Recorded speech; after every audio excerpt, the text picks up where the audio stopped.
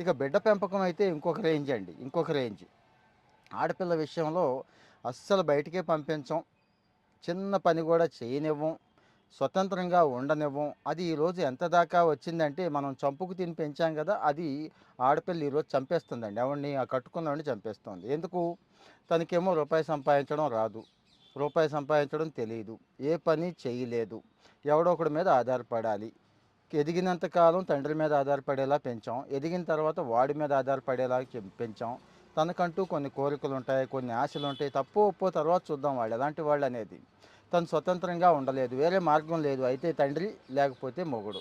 మరి ఏం చేస్తారు? వాళ్ళు గూడా ఇక తప్పనిసరి పరిస్థితి అయ్యి ఎవరో నచ్చుతున్నారు. నచ్చిన క్రమంలో వాడితో పోవాలనుకుంటున్నారు తప్పించి, స్వతంత్రంగా నా కాళ్ళ మీద నేను నిలబడగలను, నిలబడతాను, నా పని నేను చేసుకుంటాను, 10,000 సంపాదించుకుంటాను అనేది పోయిందండి.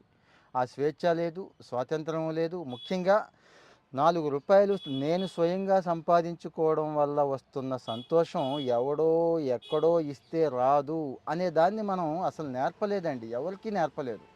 ఎప్పుడు నేర్పాలి? చిన్నప్పుడే. చిన్నప్పుడే వాడు చిన్న చిన్న పనులు ఇంట్లో చేస్తున్నప్పుడు కాంప్లిమెంట్‌గా రూ. 5, 10 ఇవ్వడం, ఏదైనా గిఫ్ట్‌లు ఇవ్వడం మొదలుపెట్టి తర్వాత ఈవెన్ ఎలాన్ మస్క్ లాంటోడు కూడా మీకు తెలుసు కదండీ! ఎంత దారుణమైన కుటుంబం అది. తండ్రి విపరీతంగా వేధించేవాడు. తల్లి ఏమి గడవని పరిస్థితి. పాపం వాడు మీకు తెలుసో లేదో స్కూల్లో విపరీతమైన వేధింపులుండేవి వాడికి. తండ్రి లేడు గదా అని చెప్పి. హ్మ్. కంప్యూటర్స్ మీద పడ్డాడు. కంప్యూటర్ గేమ్స్ అయ్యి తయారు చేసుకొని చిన్న చిన్నగా అమ్ముకోవడం మొదలెట్టి ఈరోజు ప్రపంచంలో అపర కోటీశ్వరుడు, అపర కుబేరుడు ఎవరు అంటే ఎలాన్ మస్క్. మరి వాడే ఆ పని నుంచి వచ్చి ఆ స్థాయిలో నేర్చుకున్నప్పుడు డబ్బు విలువ అక్కడ తెలుసుకున్నాడు గదా! స్వయంగా కాళ్ళ మీద నిలబడడం నేర్చుకున్నాడు గదా! సొంతంగా నేర్చుకొని సంపాదన అనేది చిన్న వయసులోనే ఉంటే అంటే ఆ సంపాదనకు వాల్యూ ఉంటుంది. ఆ రూపాయి వాల్యూ తెలుస్తుంది. కష్టం వాల్యూ తెలుసుకున్నాడు కదా! మనం ఏం చేస్తున్నాం? ఇది పరిస్థితి. రీసెంట్‌గా కొన్ని కేసులు వస్తున్నాయండి. దాని గురించి అసలు డిస్కషన్. కడప నుంచి ఒక కేసు వచ్చింది. 80 ఏళ్ళు పెద్దాయన. పైన కొడుకుంటాడు. ఈయన కింద ఉంటాడు. కొడుకుని ఖాళీ చేసి పొమ్మంటున్నాడు ఇమ్మీడియేట్‌గా. ఇన్నాళ్ళు దగ్గరుంచుకున్నాడు. ఆ కొడుక్కి కూతుళ్ళు, కొడుకులు పుట్టేశారు. వాడికి 40 ఏళ్ళు వచ్చేసి దాటిపోయినాయి. వీడినిప్పుడు ఖాళీ చేసి పొమ్మంటున్నాడు. వాడేమో ఎందుకు చేతగానోడు. చేతగానోడు అంటే మీకు అర్థమైంది కదా!